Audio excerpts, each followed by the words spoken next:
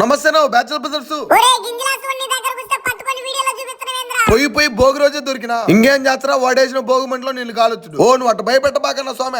చచ్చిన తర్వాత ఇంక భయపెట్టేదే ముందులే కానీ అయినా కోడి ఆడిదరా మీక. మా నాయన భోగి రోజు నాటుకోడి పులుసు పెట్టుకుందామని 700 పెట్టి ఆ కోడిని తెచ్చి దాన్ని కోసి కాల్చి ముక్కలు కొట్టి మా అమ్మకి ఇస్తే మా అమ్మ కట్టెల పొయ్యి మీద కొండబెట్టి నూనెలో ఎర్రగడ్డ టమోటా పచ్చిమిర్చి అల్లం పేస్ట్ వేసి వేయించుకొని ఆ తర్వాత నాటుకోడి ముక్కలకు మసాలా పూసుకొని దాన్ని ఎత్తుకొని అల్లం పేస్ట్ లో వేగిన టమోటా గుజ్జులో వేసుకొని ఒక్కసారి కలబెట్టి నీళ్లు పోసి మూత పెట్టి ఒక్క 10 నిమిషాల తర్వాత మూత తీసి కోడి రక్తం వేసుకొని అట్టే ఇంట్లో దంచుకున్న ధనియాల పొడి ఒక రొంత పచ్చపచ్చగుండే కొత్తిమీర వేసి ఒక్కసారి గంటితో కలబెట్టి మూత పెట్టి ఆ కూరలో గుజ్జు చిక్కబడిన తర్వాత దింపుకుంటే మా నాయన కోసం భోగి పండుగ రోజు మా అమ్మ చేసిన నాటుకోడి పులుసు అయితే రెడీ అయిపోద్ది. వేడి వేడిగా 2 దోశలు పోసి ఆ దోశల పైన నాటుకోడి చికెన్ వేసి నా చేతికి ఇచ్చింది. పల్లెటూరు స్టైల్లో చేసిన నాటుకోడి పులుసు ముక్కలు చూడండి ఎట్లున్నాయో. ఆ దోశ ముక్కను నాటుకోడి పులుసులో అద్దుకొని ఒక్కొక్క దోశ ముక్కను తింటా నాటుకోడి ఎముక ముక్కను జుర్రుకుంటుంటే అబ్బబ్బబ్బా నీ పాసుగోల సమ్మంగా ఉండింది కానీ మాటల్లో పడి చెప్పడం మర్చిపోయినా. హ్యాపీ భోగి అందరికి. సరే మరి ఉంటా.